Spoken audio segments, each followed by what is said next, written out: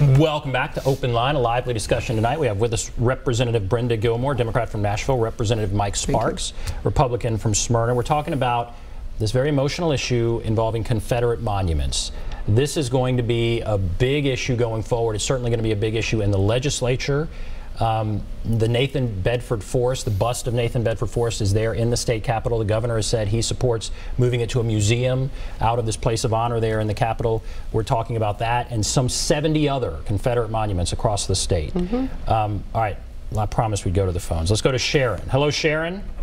Yes. Go right ahead.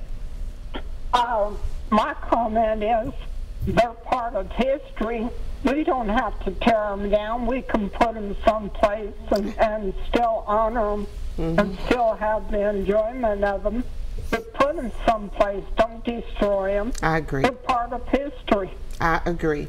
Do you take them down from a courthouse or a public place like that? Put them in a museum? I would put them in a building someplace where we can all visit if we want to. Okay. All right, what do you think of that? I think that she's right on, and I agree with her. I read in the paper Sunday that there's a Nathan Bedford Forrest birthplace, and that he has a home, and that they have a guard that watches it. I think it would be wrong for someone to go out there and destroy that house. I mean, that is a part of history, but where I draw the line is it should not be in a public place. And just recently, Senator Alexander has come out and said that he thinks it needs to be moved too. I think we still disagree, Representative Sparks, because you're saying move it from one location to another location within the state capitol. But off the air, you said it used to be that way. Yeah, it did. Right? I'm saying it so should what's the be. problem moving it back? I'm saying it should be moved out of the capitol completely. I know this is a slippery slope. It's a slippery slope on the First Amendment. If we go after Nathan Bedford Forrest, we're going to go after Sam Davis. That's from my community. There's a monument at Sam Davis. Should that go? I mean, they're Confederate. There's going to be a fiscal note. The taxpayers are going to have to pay for all this. We're going to have to take the name Jackson, Tennessee. We're going to have to take that off. We're going to have to take Forest Lane, Forest Drive, Forest Street, all Bedford County. We're going to have to rename all this. All of it's going to have a huge fiscal note. The Andrew Jackson statue, where is that going to go? I mean, I'm telling you, there's a lot of Indians that would probably say, take it down. And the irony, and I'm not trying to be political, but the irony is the folks that people are upset with, they were Democrats. The Democrats were the one that put the bust up there. Well, that label, I think, has changed over time. Absolutely. That's kind of I'm advocating for an African-American Republican to put him in place. And I think the distinction is one group of men believed in keeping America together and building it up, and one group of men believed in tearing it down. Well, that's a whole nother show. I mean, that's in separate interpretation. All right. So yeah, you all are still not quite there on this. Let's go to Tina. Hello, Tina. Go right ahead. My name is Artina, and I just feel, as an African American, as a Tennessee resident, and a taxpayer, it is offensive to me to see Confederate monuments displayed where my tax dollars go to support. And by the way, I do not have a problem using my tax dollars to remove those statues. I feel like if history were accurately and in its entirety displayed next to these monuments, it wouldn't be so flattering, and I don't think they would be up.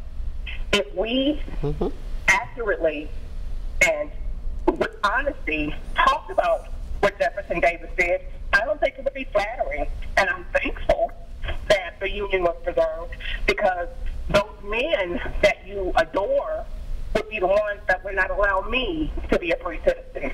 All right, thank you, Tina. So, all right, you hear Representative Sparks saying it's a slippery slope. I hear you saying it's not. That's not a slippery slope, of course not. These are men who were trying to preserve slavery. These were men who were trying to tear down America. I'm not saying whitewash it. I'm not saying tear the monuments down or burst them. I'm simply saying move them out of public places. They should not be in a local government, state government, or federal buildings, again, where the caller said we're paying taxpayers, and there is some cost to maintain those buses. There's a continuing cost. Well, there's not going to be the cost it's going to cost to remove them. So you'd be in favor of removing Sam Davis from the Capitol? I would not be in favor of there's a monument who someone wanted to build America up and to keep it together. During those times, most all of those men, both Union as well as Confederate soldiers, probably had slaves. So if we... Well, so did Washington, so did General Grant, so did Jefferson. Right. Washington was the president of the United States. Yeah, do we go after all that? That's no, I'm not saying it. He wanted to keep America together. Wouldn't you agree? No, that was the Revolutionary War we're talking about back then. Well, I'm talking. Well, okay. Well, I'm talking about the Civil War, when they took sides. There were some who wanted to preserve slavery, and there were some who wanted to tear down the Union. Yeah, but most those people should not be honored. Most didn't own slaves, though. So, all right. So it sounds like, and I'll let you, Representative Sparks. It sounds like what I'm hearing, that it's not, in Representative Gilmore's point of view, a slippery slope, because what we would limit it to is just the Confederacy, just those who fought against preserving America, preserving the Union. Yes. And you have, it wouldn't go to George Washington or Andrew Jackson or others. That's what I'm hearing. My position. So I thought it was about slavery, though. Now it's about preserving the Union. I think it's about both of those things. Okay. Well, I mean, you look at... Wasn't slavery the crux of everything? Wasn't that the... Well, states' rights was the crust of the... I'm not sure. I think that most of those people wanted to continue to use free labor, which is slavery. And again, that's whitewashed, because I think we call it free labor now, but it was actually slavery. Well, I read a poll this morning from NPR that said only 40% of African Americans are saying to remove monuments like this. Well, you know, I don't know that we need to take a poll to do what's right. Sometimes it takes courage to do what's right. And as the caller said, that she would be willing for her taxpayers' dollars to be used to move these monuments. Well, I just want to remind your caller, you've got a civil rights activist, Andrew Young, here that served with, that was with Dr. King was assassinated, say leave him alone. Here's Dr. Carol Swain with Vanderbilt saying this is history. We need to remember history, not rewrite it. Well, I think we so are. not everyone's in agreement on. Well, on and this. I think as we mature, sometimes our opinion changes on different issues. Senator Alexander, when he was asked originally to move the bus, which you said you never heard of moving it, the request being made, he was in favor of leaving. I heard what you were saying about moving.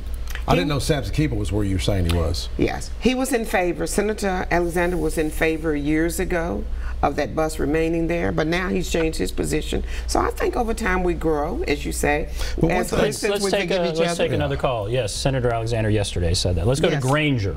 Hello, Granger. Hey, Ben, good show here tonight. Listen, I'm a white man who grew up here in Nashville. I'm 70 years old and retired. I have been ashamed of these monuments my whole life. If you look at them from a functional point of view, what was their function? They were done around the turn of the century to intimidate blacks. That's right. Now they're becoming rally points for Ku Klux Klans and neo-Nazis, and either one of those are great reasons to get rid of them. When I hear that we're trying to take away the history, we are trying to take the revisionist history of what the people like Representative Sparks is saying, where it was a false history presented by the Daughters of the Revolution that doesn't point out the ugliness of Forrest or the slavery. And I think we could use this as a time to educate people in their true history about that massacre where he cut off, body parts and stuck them in a black soldier's mouth. And we could actually not get rid of the false history that Senator Sparks or Representative Sparks wants to do, but do a true history and educate people. And that's certainly worth spending our public dollars to educate the whole community. Sure. Granger, thank you very much. Why don't we go to another call just to get as many as we can here. Tammy. Hello, Tammy. Hi there. Go right ahead. I love history, and I wish they would leave the monuments there. I hope that's what people decide to do. And I understand that they're moving the office buildings at the Capitol to another building, so maybe they won't have to look at them so much when they go to session or to the court, to the Capitol. Well, they're right there by the place where they vote. They're in the Capitol, right by the legislative where they vote, the House and the Senate. Yeah. Yeah, and they're already. I agree with Representative Mike Sparks that they should be left. It's going to cost more money, more taxpayer money. I would rather my money be used on education and to help people in a different way. Okay. All right. Thank you very much. Thank you for your call. One thing, Ben, if I could mention, you know, when I went back and done the research, and this is what I want your viewers to do the research yourself, do the research on Fort Pillow, do the research on Forrest or the Civil War. I spoke to MTSU in front of about 120 students that were the protesters there. And I asked them, I said, do y'all know who Samson Keeble was? Not one hand went up. First black lawmaker in Tennessee. Not one knew history. I asked them if they knew who William Wilberforce was. William Wilberforce was the lawmaker in Great Britain who freed the slaves. Not one African-American student knew who William Wilberforce was. Did any white students know? No, I don't think anybody hardly knew. Okay. Nobody knew. And I asked if they knew who John Newton was. I was just curious why you impersonate them. Well, no, I just think that we should know this. We should know. I was just curious why you said not one African-American student. No, I mean, I think you should know your history. All of us should know our history. John Newton's the one that wrote Amazing Grace. The hymn Amazing Grace. He was the former slave ship captain. God used that slave ship captain to help free the slaves, to influence William Wilberforce, who ultimately freed the slaves. Y'all don't talk about that Black History Month. It's not talked about. When I mentioned Forrest having 3,000 African Americans attend his own funeral, nobody knew that. I didn't know, Ben, until I started doing the research. And that's what I'm telling folks today. Don't go by the media. Ben, I know that y'all think you're fair all the time, and Channel 5 does a good job. I'm telling you, folks, they don't print all the story like you should. Do the research yourself. Often people disagree with a point, but that doesn't mean that it's fake news. This notion that we're going to attack the media, they're after those gotcha moments, and it's not right. Y'all are looking for controversy. You're not looking for solutions for the most part. I think one thing that Representative Sparks is fell into recognize is that you can forgive someone for doing something wrong to you, but does that make it right, and should that person still be honored? If you hurt me in some way and you say I'm sorry, yes, I forgive you, but do I want to put you up on a plaque, or do I want to put you in a place of I'm a Christian? Are you a Christian, Ben? Yes. All right, look at Paul in the Bible. Paul was crucifying Christians. He was a terrorist. I mean, you can't get no worse than killing Christians. We're talking difference between forgiving people and honoring people. And Paul, God used Paul as one of the greatest disciples, folks. And we need to look at those things. Dr. King talking about forgiveness. Let's practice what he preached. But all right, that's a fair question. I mean, if you forgive someone, but do you have to honor them? Do you have to put up a statue to them? And also, that's up to interpretation. I mean, if you're that spouse in Rutherford County that lived in down Woodbury Highway, and Forrest and his cavalrymen, about 54 were African Americans, freed your husband, freed your brother from being killed, you would call him a hero. So there are things he did where he would be I'm not even eligible to the Sons of Confederate Veterans. My family don't even go back in Rutherford County. I was just born here. And but I'm just saying, learn the truth, folks. There were a few monuments that went up after the Civil War, and I'm sure there were many grieving widows and children whose dads participated. But there was atrocities committed on both sides. Most of these monuments went up during the 60s.